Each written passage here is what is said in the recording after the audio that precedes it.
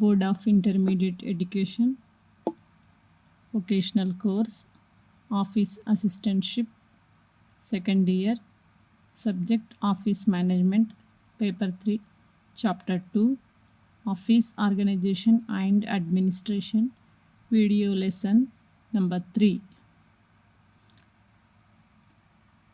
Hello, I am Shobha Rani, lecturer in Government Junior College, Bhimgal, Nizamabad district.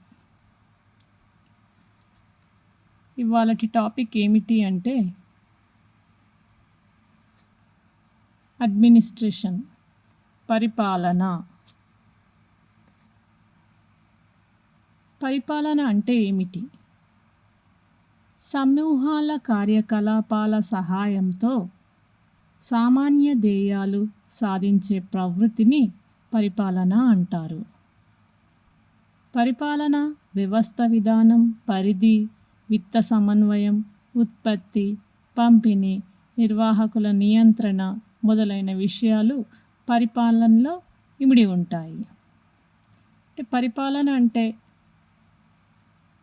సమూహాల కార్యకలాపాలు. మొత్తం ఒక వ్యవస్థను ధ్యేయం కోసం స్థాపిస్తాం, ఒక లక్ష్యం కోసం స్థాపిస్తాం. కాబట్టి ఆ వ్యవస్థలో ఏమేమి ఉంటాయి? ఉత్పత్తి, పంపిణీ, నిర్వాహకుల నియంత్రణ మొదలైన విషయాలతో కూడింది. అది పరిపాలనలో ఇమిడి ఉంటాయి. Administration. The term administration is that function of an enterprise which relates to the overall determination of policies and major objectives, governance system, policy scope, financial coordination, production, distribution, managers, control, etc.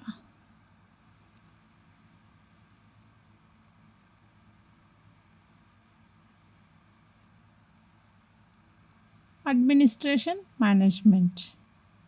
Difference between management and administration. పరిపాలన మరియు నిర్వహణ గురించి ఇప్పుడు మనం తెలుసుకుందాం. ఈ రెండిటికి మధ్య భేదం ఏమిటి? పరిపాలన అంటే వ్యవస్థ నిర్వహించాల్సిన విధానాలను నిర్ణయించే పని. నిర్వహణ యొక్క పని పరిపాలన సమూహం నిర్దేశించిన విధానాలను అమలు చేయడం. వ్యవస్థ నిర్వహించాల్సిన విధానాలను నిర్ణయించే పని పరిపాలనది. ఆ పరిపాలన నిర్దేశించిన విధానాలను అమలు చేయడం నిర్వహణ పని. పరిపాలన ఎక్కువగా నిర్ణయిస్తుంది, నిర్వహణ తప్పనిసరిగా అమలు చేయబడుతుంది. అంటే ఇదేమో నిర్ణయిస్తుంది, ఇదేమో నిర్వహణనేమో అమలు చేయబడుతుంది. పరిపాలన విస్తృత విధాన రూపకల్పనను కలిగి ఉంటుంది. నిర్వహణ అనేది పరిపాలన యొక్క మూలకంలో ఒక భాగం. అంటే పరిపాలన మూలకంలో ఒక భాగం నిర్వహణ, కానీ విస్తృత విధాన రూపకల్పననే పరిపాలన. నాన్ బిజినెస్ ఎంటర్ప్రైజెస్లో ప్రభుత్వ విభాగాలు పరిపాలన అనే పదాన్ని ఎక్కువగా ఉపయోగిస్తారు. అంటే వ్యాపారేతర సంస్థల్లో మరియు ప్రభుత్వ విభాగాల్లో ఎక్కువగా పరిపాలనను ఉపయోగిస్తారు. నిర్వహణ అనే పదాన్ని వ్యాపార మరియు వ్యాపారేతర సంస్థలకు ఉపయోగించవచ్చు. Administration, management.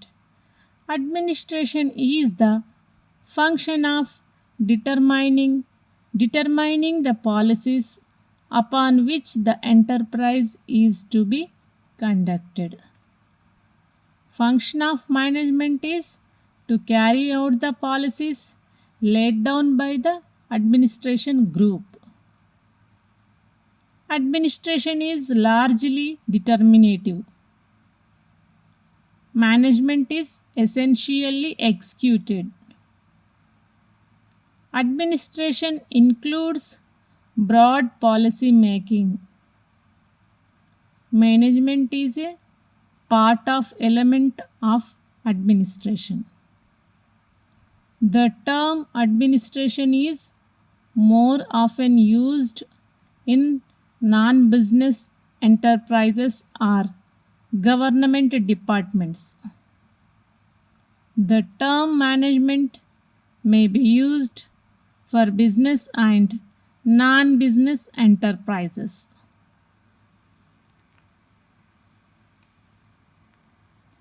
Administrative officer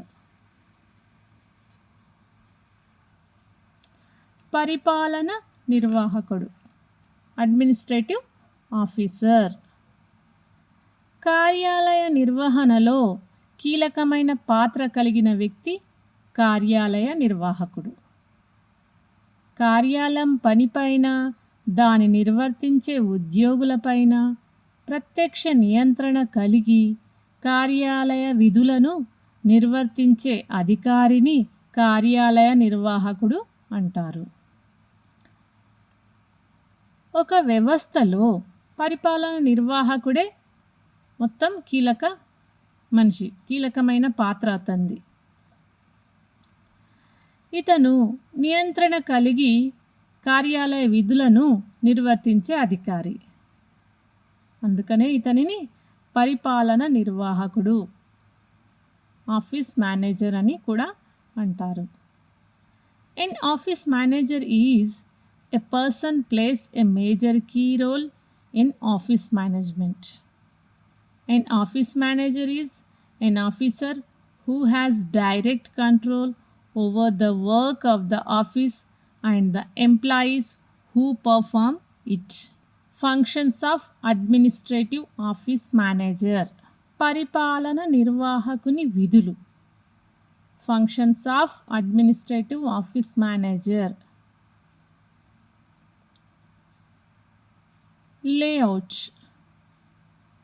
layout పరికరాలు ఎక్విప్మెంట్స్ వ్యవస్థీకరించుట ఆర్గనైజేషన్ కమ్యూనికేషన్ రికార్డుల నిర్వహణ రికార్డ్స్ మేనేజ్మెంట్ పునరుత్పత్తి రీప్రొడక్షన్ బడ్జెటింగ్ రిపోర్టింగ్ ఇవి పరిపాలన నిర్వాహకుని విధులు వీటి గురించి మనం ఇప్పుడు తెలుసుకుందాం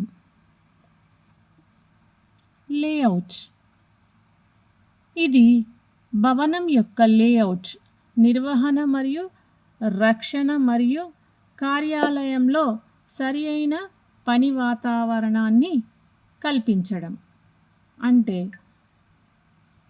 అతని యొక్క విధి ఏంది లేఅవుట్ కార్యాలయం యొక్క భవనాలను చూసుకోవడం వాటిని రక్షించడం నిర్వహణ మరియు రక్షణ అన్నమాట కార్యాలయంలో సరి అయిన పని వాతావరణాన్ని కల్పించడం సరి అయిన యంత్రాలను భవనం నిర్మాణాన్ని చూడటం అతని యొక్క విధి layout it includes planning the layout maintenance and safe guarding of the building and providing a proper work environment in the office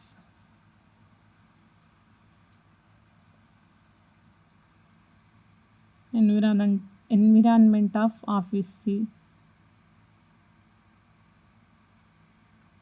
layout of in office పరికరాలు ఇందులో ఫర్నిచర్ పరికరాలు మరియు కార్యాలయ యంత్రాల ఎంపికలు కొనుగోలు ప్రామాణీకరణ నిర్వహణ మరియు భర్తీ ఉన్నాయి అంటే పరికరాలు ఎంత మట్టుకు అవసరమో ఎంత కొనుగోలు చేయాలో వాటి ప్రామాణికత నాణ్యతను చెక్ చేయడం ఇవన్నీ అతని యొక్క విధి equipments it includes selections purchase standardization maintenance and replacement of furniture equipment and office machines.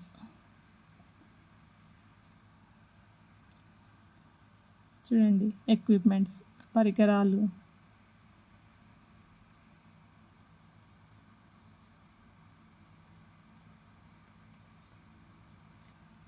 వ్యవస్థీకరించుట, ఇది సంస్థ పటాలు మరియు మాన్యువల్లు తయారు చేయడం, విభాగం యొక్క విధులను నిర్దేశించడం మరియు విభాగ కార్యకలాపాలను పర్యవేక్షించడం. వ్యవస్థీకరించుట అంటే పటాలలో చూపిన విధంగా మాన్యువల్స్లో ఉన్న విధంగా తయారు చేయడం, విభాగం యొక్క విధులను నిర్దేశించడం మరియు వాటి యొక్క కార్యకలాపాలను, వ్యవస్థ యొక్క కార్యకలాపాలను పర్యవేక్షించడం. Organization, it includes the preparation of organization charts and manuals, laying down of the functions of department and supervising departmental operations.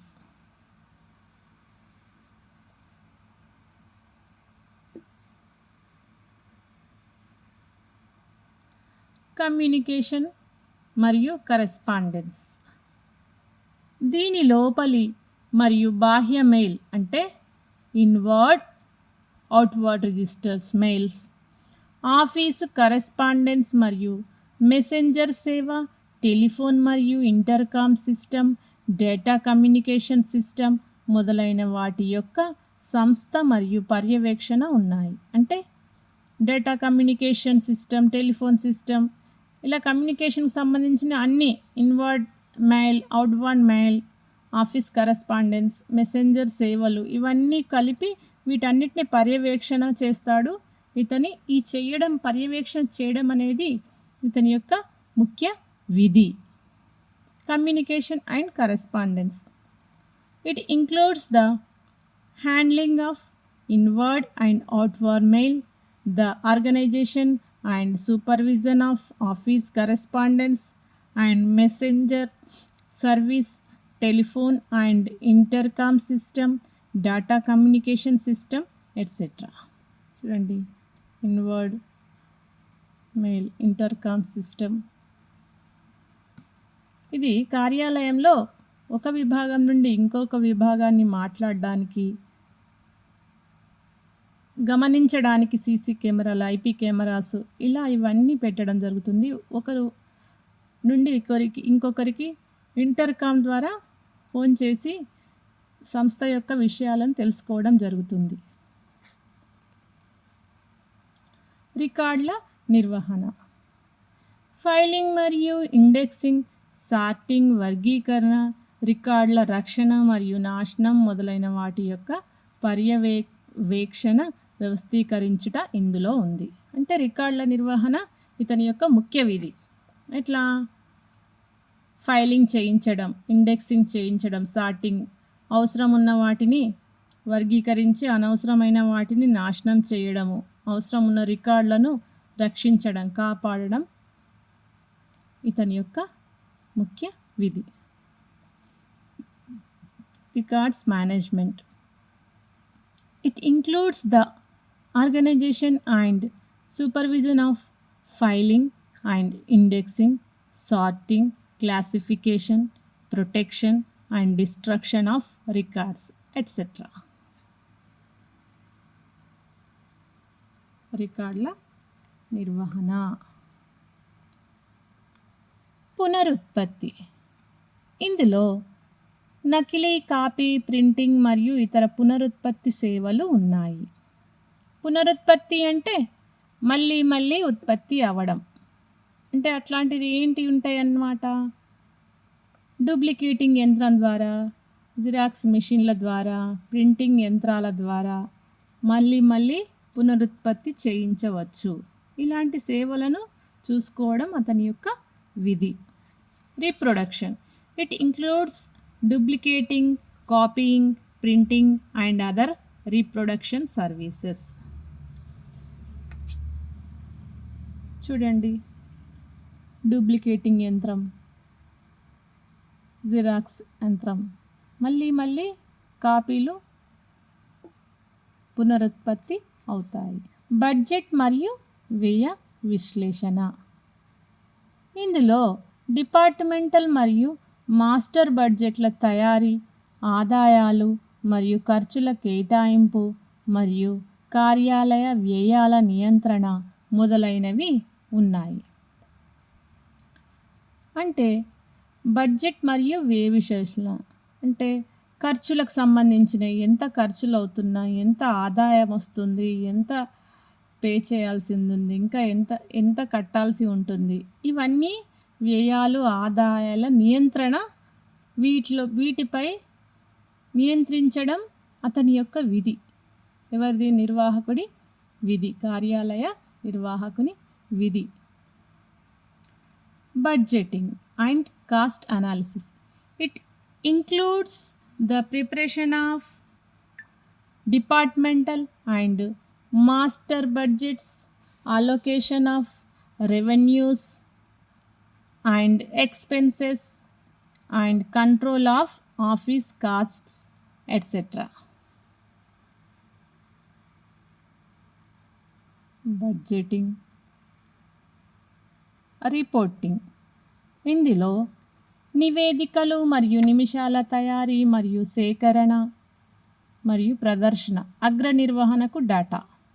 అంటే అంత రిపోర్టింగ్ అంటే నివేదికలను పంపడం, ఏది జరిగింది, ఏదైతే ఆదాయ వ్యయాలు ఉన్నాయో, కాస్ట్ అనాలిసిస్ ఉందో అవన్నిటి నివేదికలను, మీటింగ్స్ ఏమన్నా జరిగితే వాటికి సంబంధించిన విషయాలను, నిమిషాలు అంటారు, మినిట్స్ అంటారు, వాటిని సేకరించడం, వాటిని చూడటం ఇతని యొక్క ముఖ్య విధి. రిపోర్ట్ చేయడం కూడా ఇతని విధి. Reporting.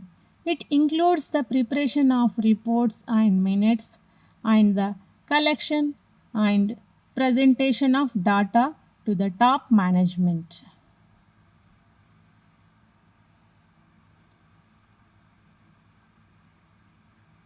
Reporting.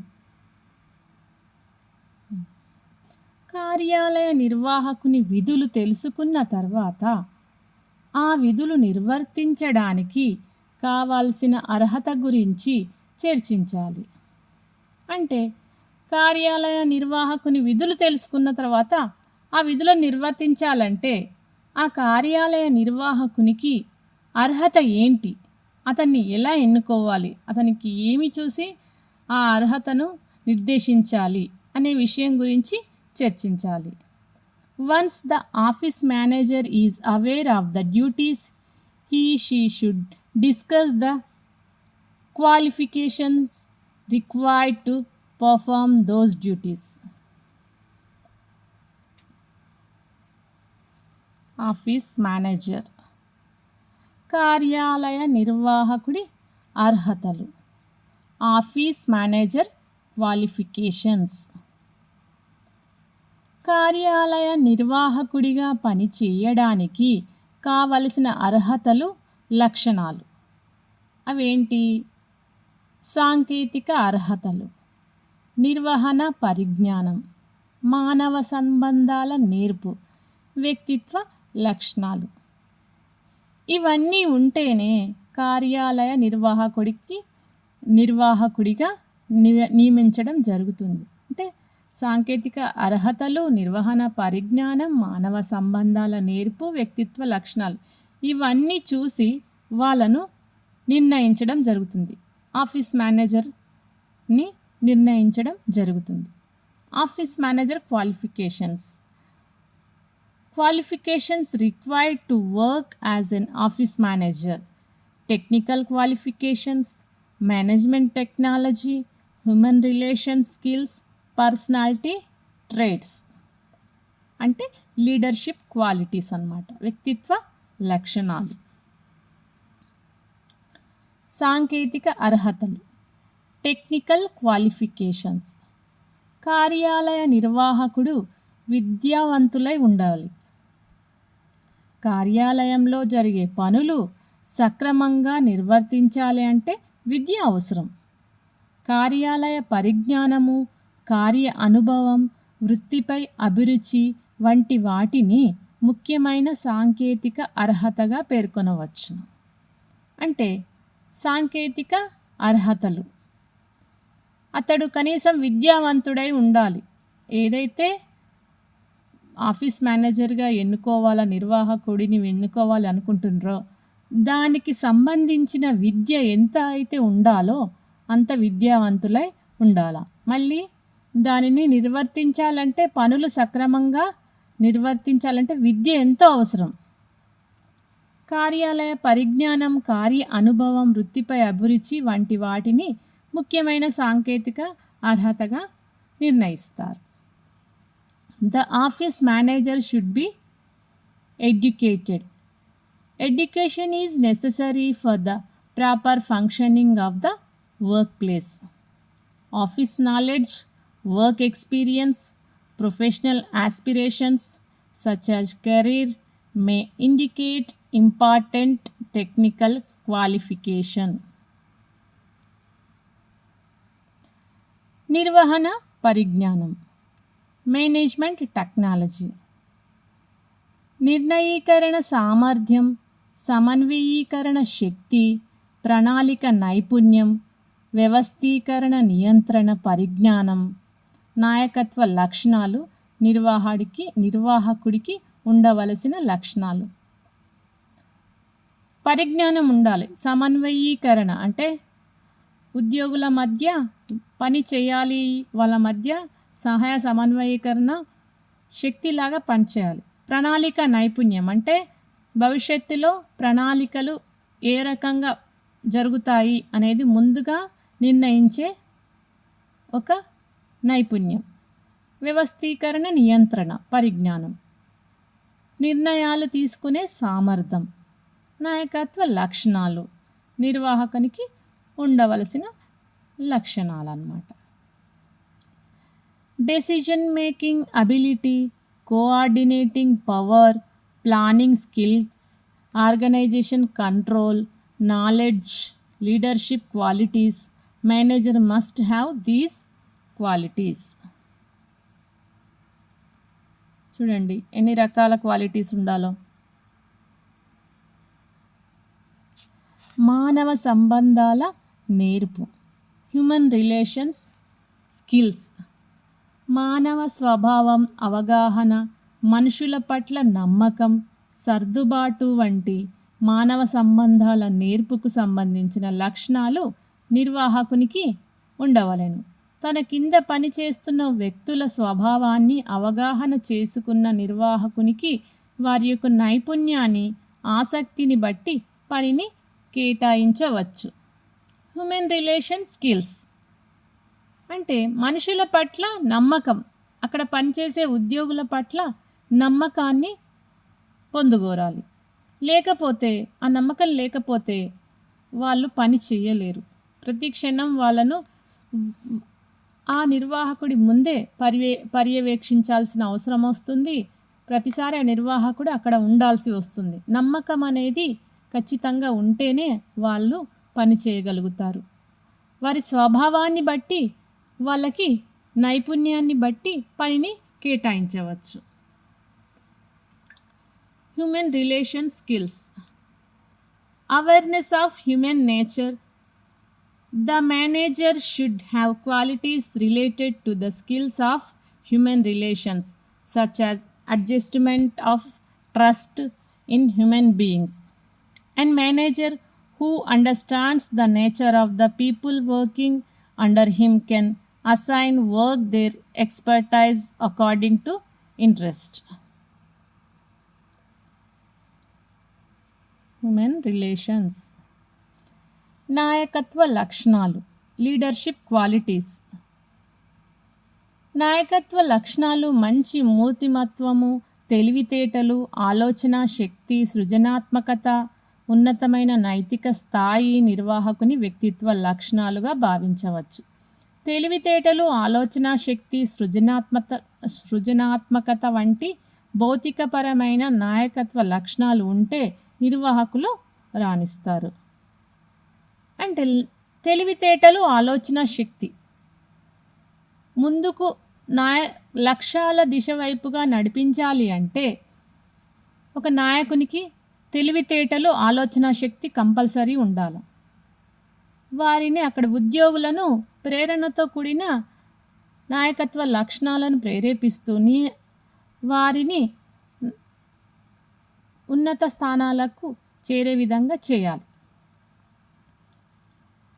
Leadership traits, good portrayal, intelligence, thinking power, creativity can be considered as the personality traits of a high moral level manager.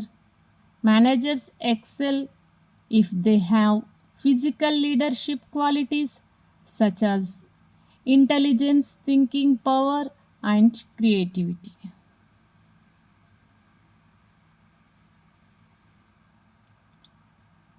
Leadership qualities.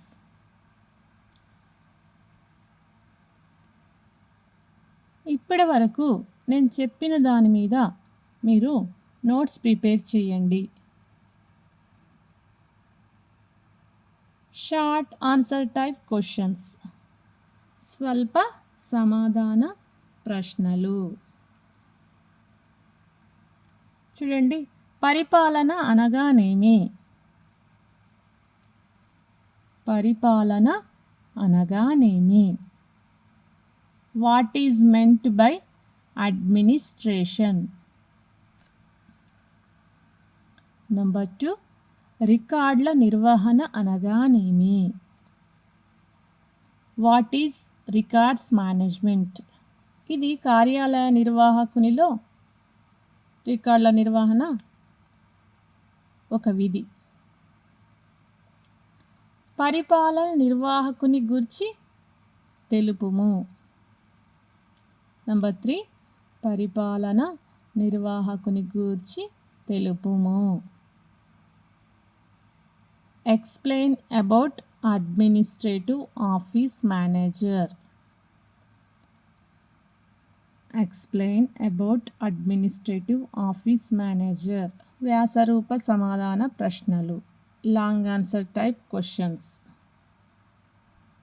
Number 1, పరిపాలన నిర్వాహకుని విధులను తెలుపుము. పరిపాలన నిర్వాహకుని విధులను తెలుపుము.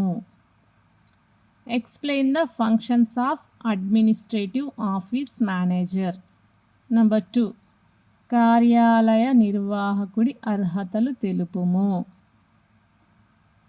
Explain about office manager qualifications. ఇంతటితో మనకు కార్యాలయ వ్యవస్థ మరియు పరిపాలన, ఆఫీస్ ఆర్గనైజేషన్ అండ్ అడ్మినిస్ట్రేషన్ పూర్తి అయినది. ఇక తర్వాత మనము నెక్స్ట్ క్లాసులో కొత్త టాపిక్తో కలుసుకుందాం. Thank you.